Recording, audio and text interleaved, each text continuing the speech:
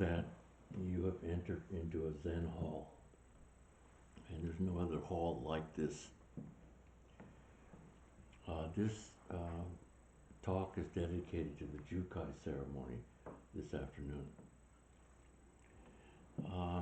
Ceremony in Zen is not what you think. In fact, you are not who you think you are also. What you see outside in your life is a complete illusion.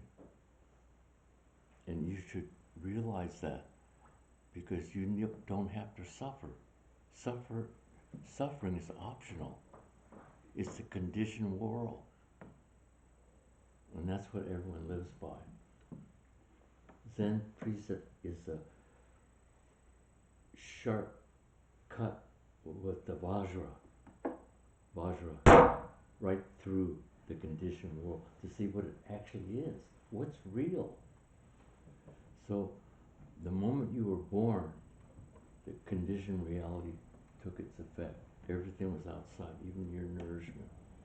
You came from the oneness of your mother, and then culture, tradition, education ingrained it in us. And actually, when you think about it, human beings are like in a factory, produced to go to school,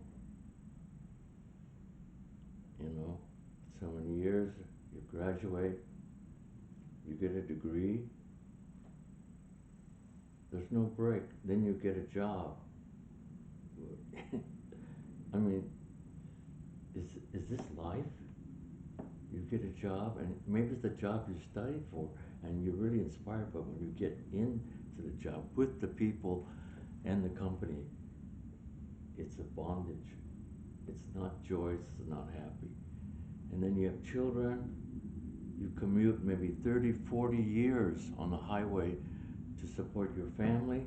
What does that do to a person, to your father, to your mother, to us, to your children? Anyway, think about it. And when you, if you live that long and you live in your golden years, you should be really joyous and happy. And these are the precepts. The precept, you don't take precepts. You receive what you have, what you already have. That's why you can't get it, because you're looking outside yourself to get something. This is pretty simple, huh? It's here, closer than you could ever think. So receiving is receiving what I'm talking about. I'm just talking about it. It's not taking, grasping, getting. So there's a difference, receiving precepts. And precepts, I used to translate it as before you receive something, you have it. There's a Zen adage that says, before the donkey leaves, the horse has arrived. You must understand this. The only way you can understand this is through sitting, and lots of sitting, intensive sitting, until it wears out who you think you are, then something merges. You have to be worn out. I only saw one translation. It said after Buddha's noble truths in the Eightfold Path, it said meditation. And one person translated it as intensive meditation. And that's what Zen is. Of course, every day we don't do intensive meditation, but we have intensive meditation called Sesshin, designed to wear you out of who you think you are, because you are not who you think you are. Anyway, it's really a great honor for me to say this, because this is what I really believe in my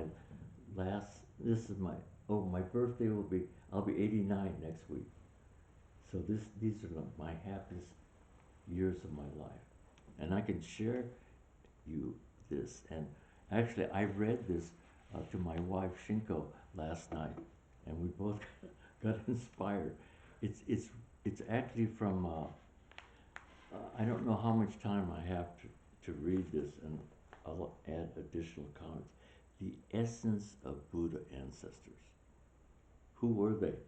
The essence. Why are they called Buddhas? Why did they appear? Correctly transmitted. Transmission imparted is different than school. You're educated to get to know something that's not yourself, but it's outside. It's information outside of yourself. So it's called Zen Kaisho, Zen Jukai. The Kai is the receiving, the precepts, and Sho, the light. And it was compiled, this book was compiled by Banjen Dotan. And it's a very important book because it gives the background of, Buddha, Dogen. These aren't just historical, they are historical figures, but they are very important ancestors that brought us the Dharma, the true Dharma.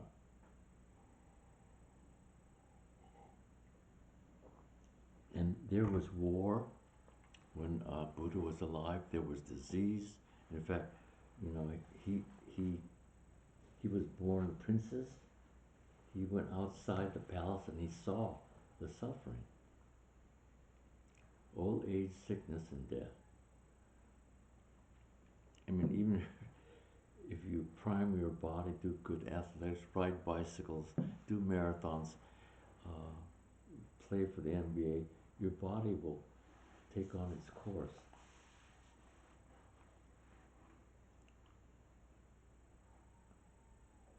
It's kind of interesting. The body will just take its course. But we have no, not education, but no training for our breath and our mind. Breath and mind.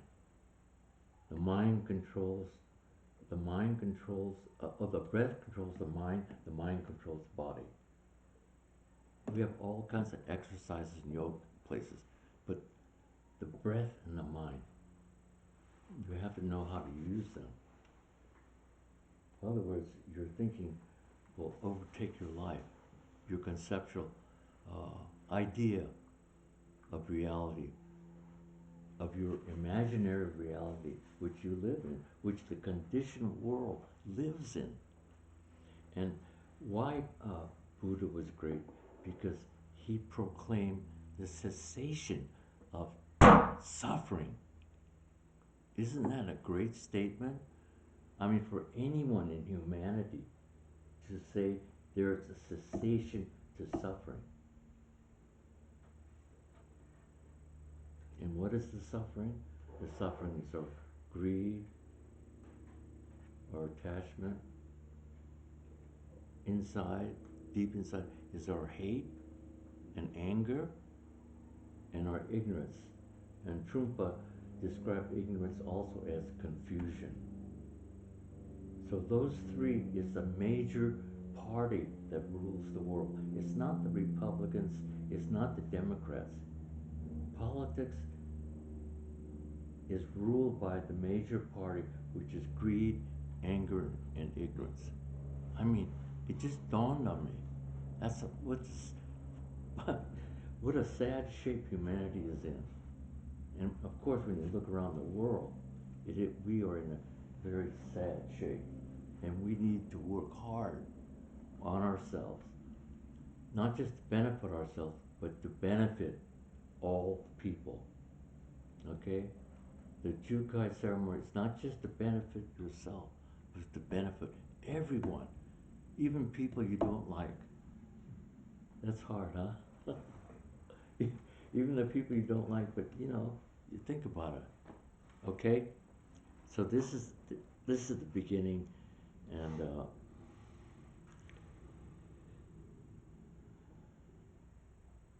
and when they say scriptures or sutras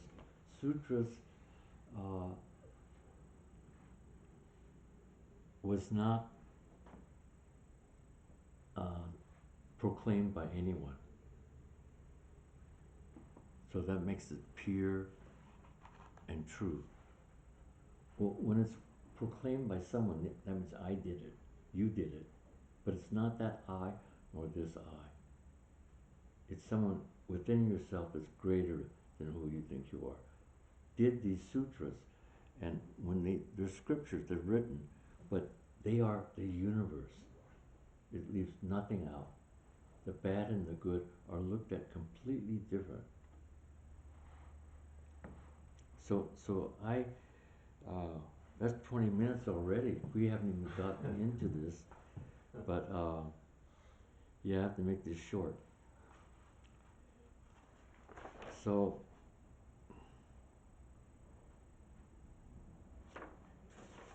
about 1650, there was the Soto history. Their lineage papers were like thrown in the street. They weren't worth anything. The Dharma was in a big degeneration. Okay, that happens everywhere because nothing is permanent. And so this person who wrote this, Bonjin Dotan, was hiding in the mountains. So finally he came out. And so he was born when the Dharma wheel was stagnant, and he reestablished the light of the precepts.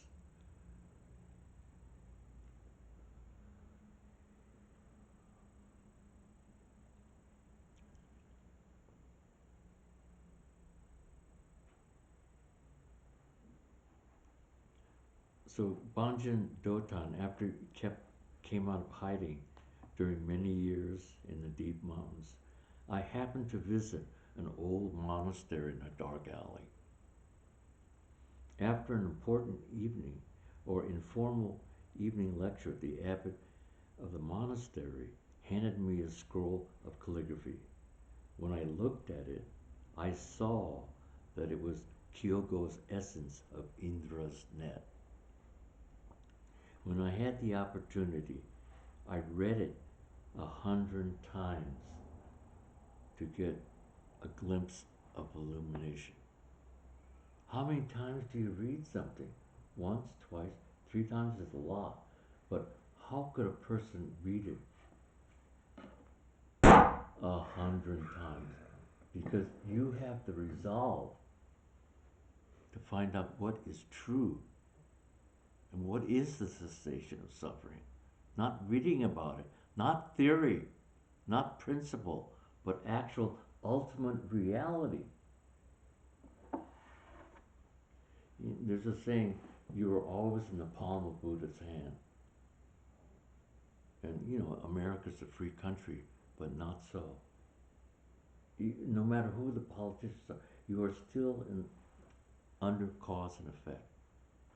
How do you get out of the cessation of cause and effect? Karma. It's cause and effect. And also with our habitual energy. And actually, I thought of the habitual energy. Even for myself, I have habitual energy.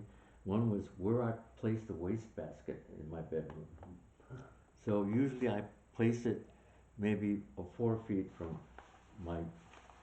where I sit on my bed, and I notice I have to throw the Kleenex but I usually miss it, okay? So just yesterday, finally I realized that habit energy, and I put the wastebasket right next to me. That's habit energy. It's very subtle. You have to really think about it. We have to break the habit. Okay? All right. So, he had the opportunity that he read it. And finally, he copied the essence of the essay on teaching and conferring or imparting the precepts, which he added some notes and tried to clarify keeping and breaking. This is what we're bound by, moral code. Moral code is not reality. Yes and no is conditions. That's where we're trapped. And that's why we suffer.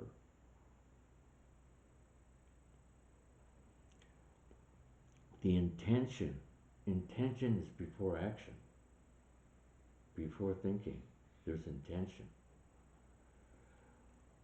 The intention of the ancestors and the intentions of the teachings are like talking about the moon and pointing to the moon. When eating sesame or herb rice cakes, you need to use a spoon. In just this way, that this text can be used like a golden scalpel to remove the film from your eyes. It's great. Okay. Banjin Dotan. Oh, and this book that I have here, so he asked the sculptor, it's not the computer, or he asked the sculptor to carve the wood blocks for this book, and you have to carve the kanji in reverse. And it took the sculptor a long time. Thereafter, this text was printed. I offered this to true people. Just the true people. True people are the ones that will realize, will actualize what these precepts are. I offer this to true people who have entered the inner sanctum. It should not be circulated widely. In this text is used without understanding by immature people, foolish people. Most Dogen says most people are foolish. Someone said, I don't like them to call me foolish, but you are, because you're living in an imaginary reality. Hey, how's it going out there? Huh? Okay? Is it getting through? All right. Okay. I'm sorry to say this, but it's true.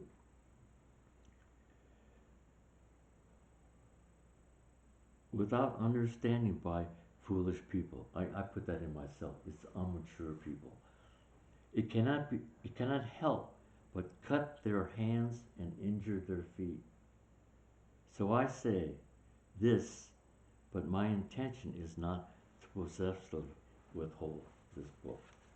So after so many years, the wood blocks were destroyed. 15 years, and this was not to be published or not to be seen by lay people. We have this book. Okay. So I think maybe I'm just going over this quickly.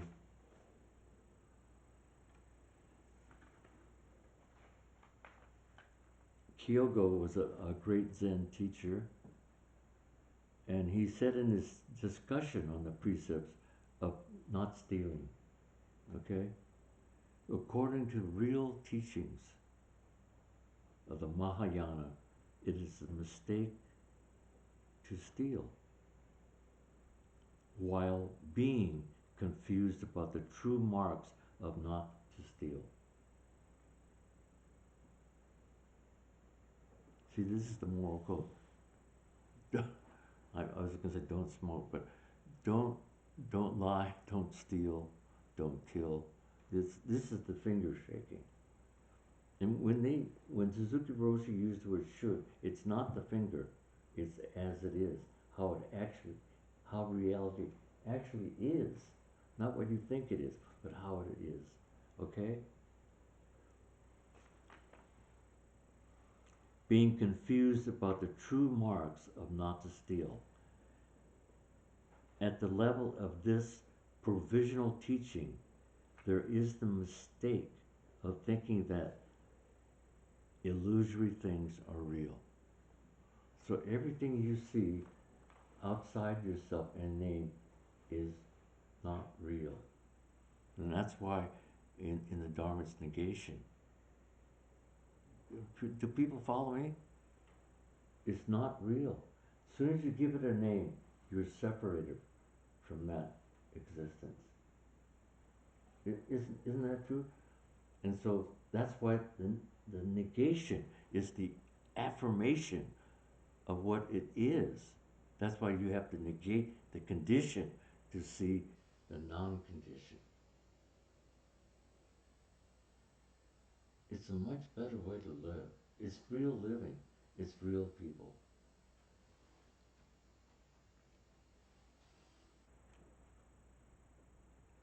The illusory things are not real. These are both heavy wrongdoing. Those people not only become separate from the objective world of the three treasures, but also fall into the path of poverty, birth after birth. The whole life is no joy. I'm sorry, maybe most human beings. Joy.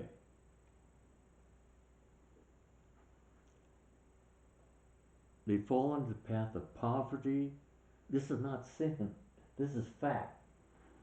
They fall into poverty, birth after birth, world after world. Also, in this discourse on the precepts of not selling wine, he said each precept has a mind ground, which includes aspects such as wrong and right, provisional and real.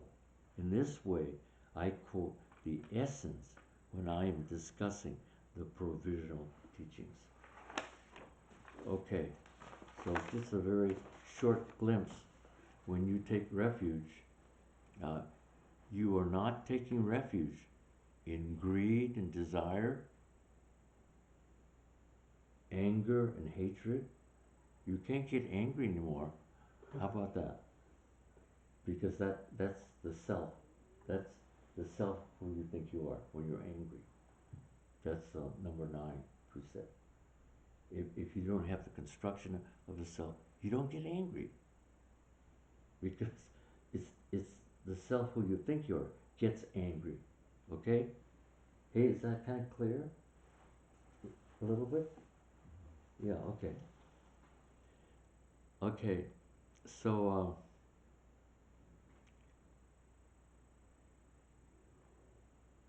okay, so the refuge is no greed and no desire.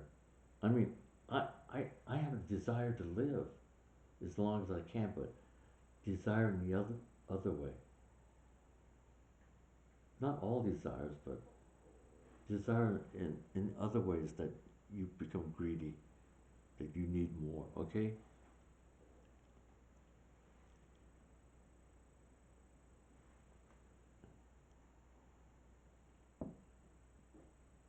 So you're taking refuge in the Buddha, the historical Buddha, the awakened one. Not that awakened one, but this awakened one. This person, you. Who else are we talking about? Not talking about someone else. You yourself.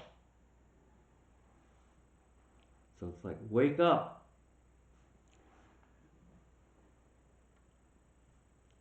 And so the refuge in Buddha, Dharma, Sangha.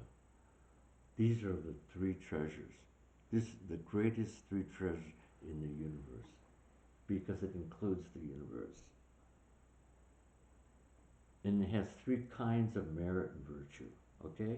They are called the one body.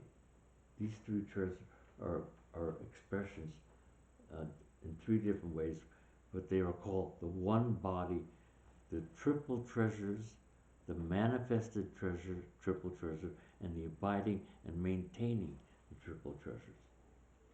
So realization, maintaining, sharing. So I just read the first one. Anuttara Samyak Sambodhi. This is Buddha's, this is your direct experience of Buddha's insight and compassion. This realization is different from all other schools, even if it's a Buddhist school. Anuttara means here. Anuttara means supreme. I don't know if people use that word anymore. I used to have a group of rocks and the Supremes. Supreme is really high. It's so true and so brilliant. High, supreme. Supreme awakening, complete realization. Anuttara in Sanskrit, the highest. Actually, you have potential of the highest within yourself, but it takes work to unravel the karmic knot of cause and effect that the knot has produced. Okay?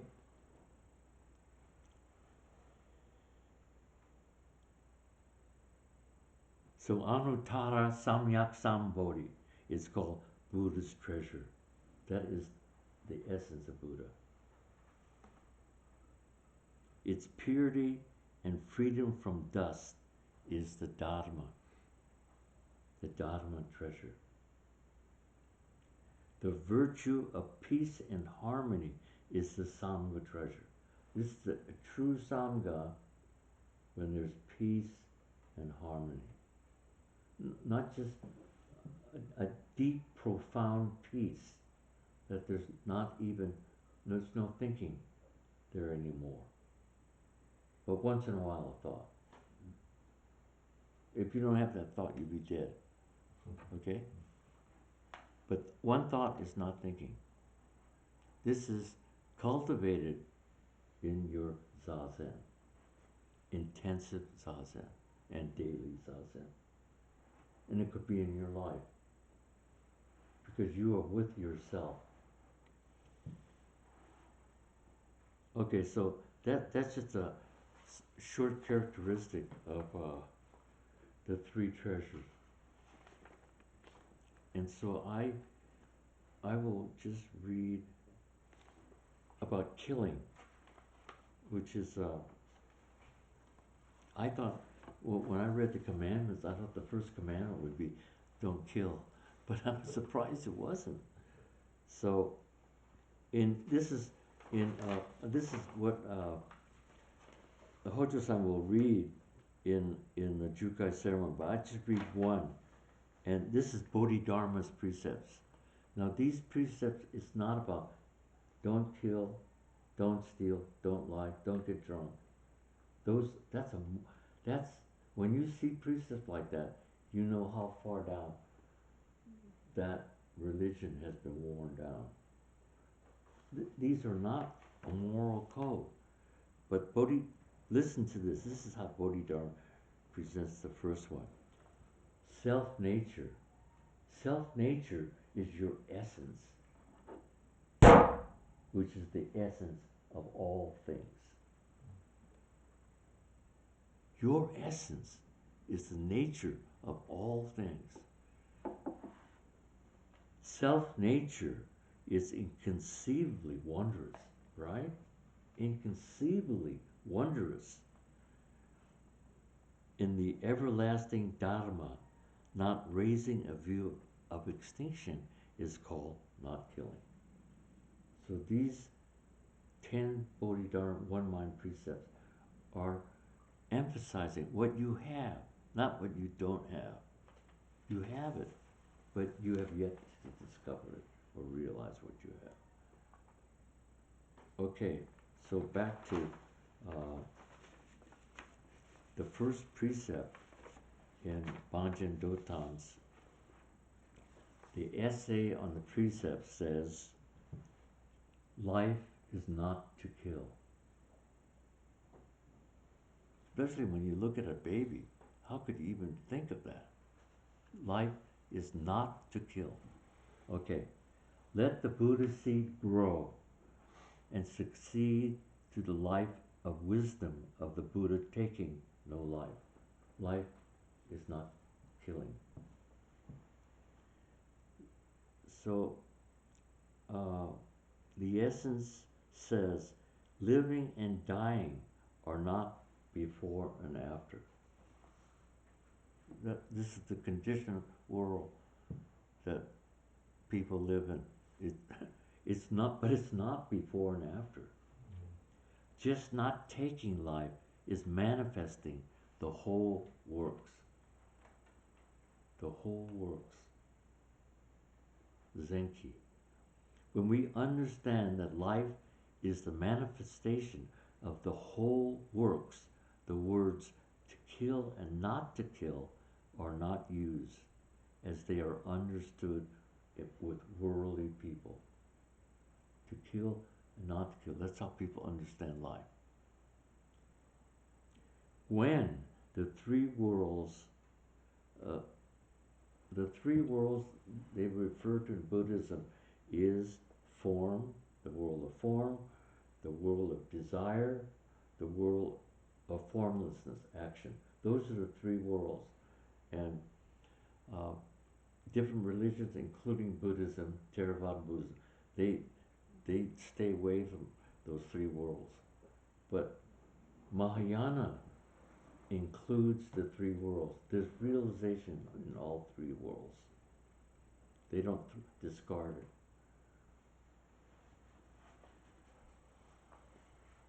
The dust has Buddha nature as well as no dust. Okay? So when you bend over to pick up a speck of dust, you are picking up the universe. It's not just a speck of dust. And you will have that realization. Maybe just keep it in mind, but the meditation helps to expedite. You are picking up the universe. But we're just picking up a speck of dust. So, that's our life. Okay. Yeah, I'll just, one page. Are you still with me, everyone? Huh? Okay, one page.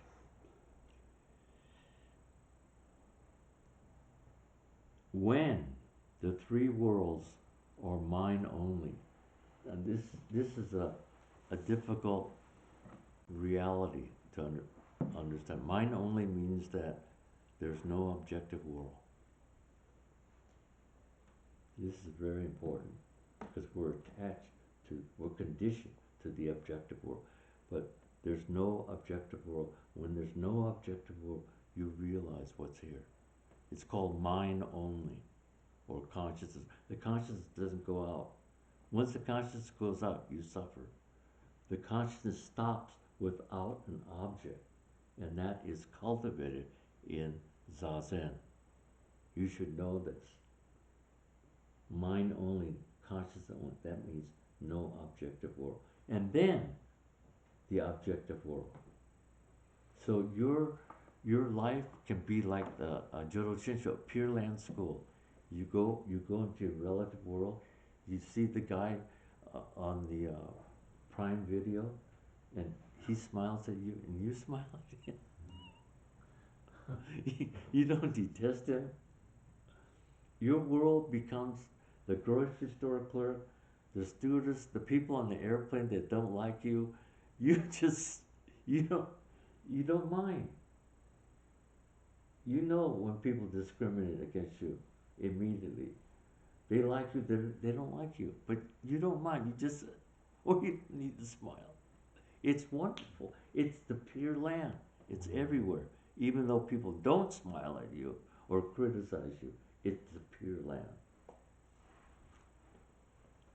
So that when the three worlds are mind only, all things have the true marks. You become true people. And to kill and not to kill are beyond their literal meaning. This is what is meant by just one vehicle or one brilliant, indestructible, precious precept. Killing and not killing are not the same. But this precept of Buddha is beyond such a discussion.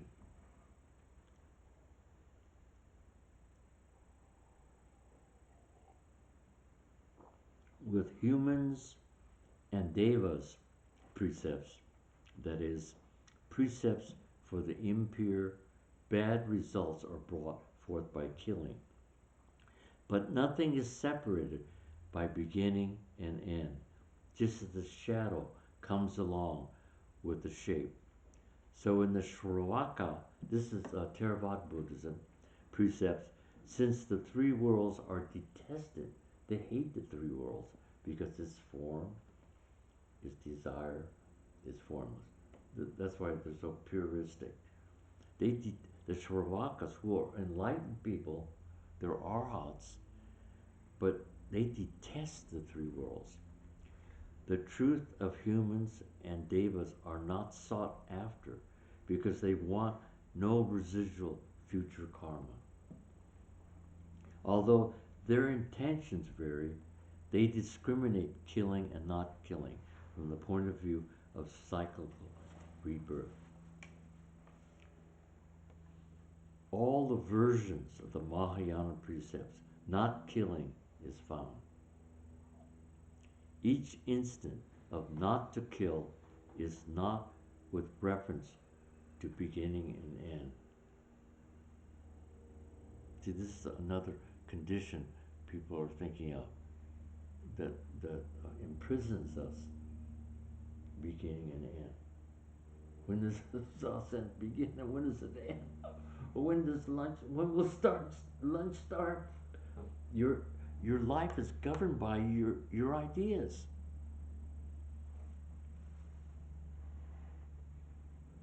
It's great. Okay.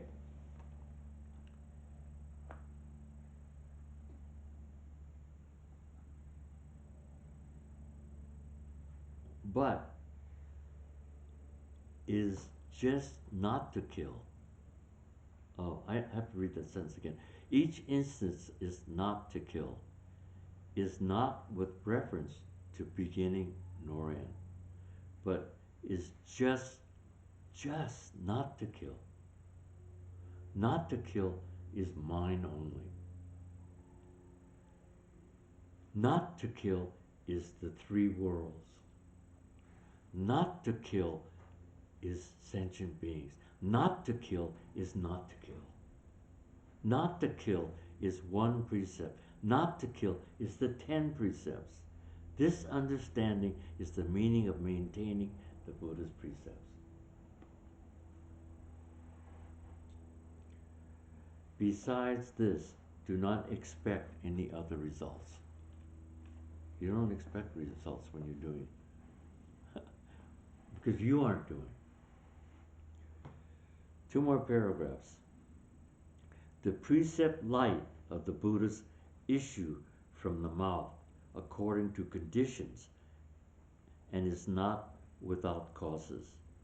This light is not blue, not yellow, not red, not white, not black. It is not form. It is not mind. It is neither existing nor not existing. It is not of the things of cause and effect. So it is explained by Sene. Sene was a successor of Dogen. How do we understand these words? As the light of precepts is already the true mark. The light of the precepts. Your light is already the true marks. All things are not to be denied, yet it is said, no blue, no yellow, no red, no white, no black, no form, no mind. However, among all things, relatives, that belongs to the three worlds now, not one thing is without being, blue, yellow, red, white, or black. Okay? There's that negation again for the affirmation. Then, where can we see the precept's light? Because of this, the not of not form, not mind, isn't the not of yes and no. This not is not the not of yes and no. This yes and no is the dualistic world. is the world that creates our suffering. We should know that it is not Tathagata, the excellent expression and radiance and eloquence of not Tathagata, is itself blue. It's got to be not first. Yellow, red, white, black. Form, mind, existence, non-existence, cause and effect. Okay. This being so, we receive Buddha's precepts. There is no skin, flesh, bones, and marrow of transmigration in birth and death. It is said that we are the same rank as the great enlightened ones. You right here, including me in this hall, we are the same rank as Buddhas, as Tathagatas.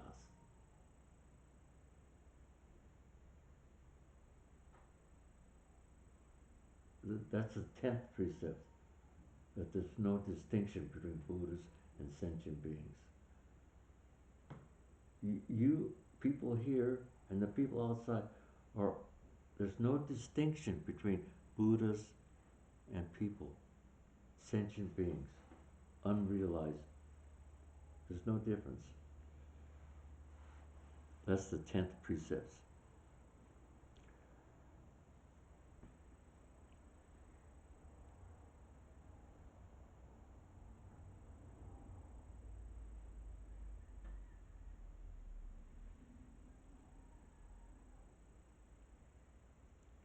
Of the same rank as the greatly enlightened one means the same rank as sentient beings.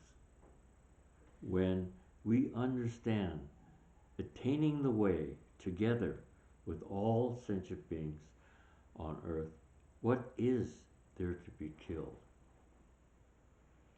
When we talk about things that have life, we don't exclude grasses and trees. When we trust the precepts of the Buddhas, Bodhisattvas, and Mahayana, this points to the place where there's no killing. It is called primary purity, or the true children of all Buddhas. This being so, the essay says, life is not to kill. Let the Buddha seeds grow and succeed to the life of wisdom of the Buddhas taking no life. Understanding this killing,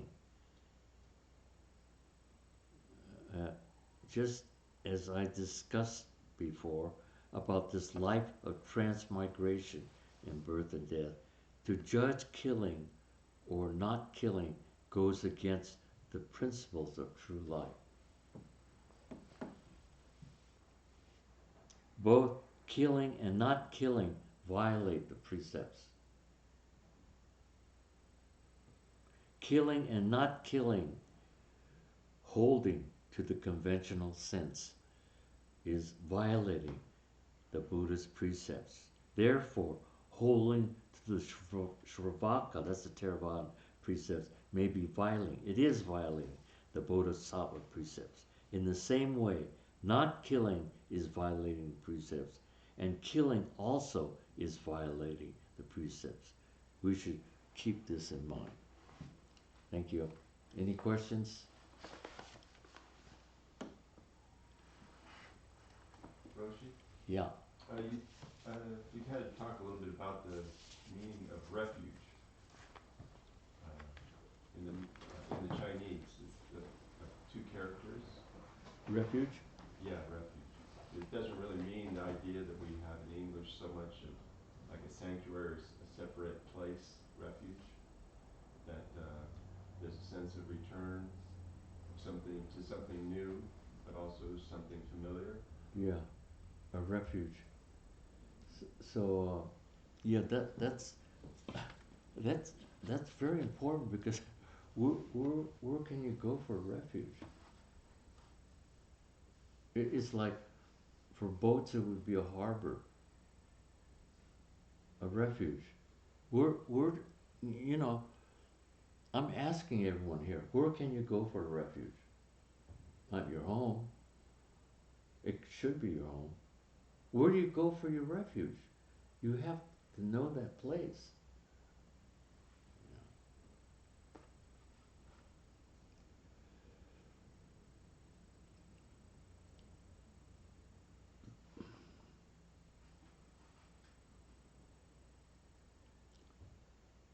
Anyway,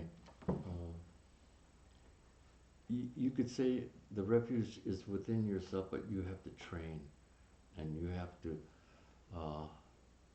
do intensive training with people, not by yourself. You have to do it with people, and you have to do it for many years to untie the knot of cause and effect. Okay? Okay. Yeah, I get excited when I read this because it's ultimate reality. Before I read it as principle, it's philosophy. But hey, this is ultimate reality. Wake up, It's not just sitting up straight. It's it's ultimate reality. It's the cessation of suffering. Look at the world.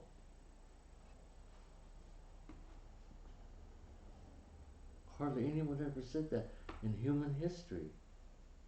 Just look at the world and look at yourself. Okay? Let's appreciate each other. Thank you.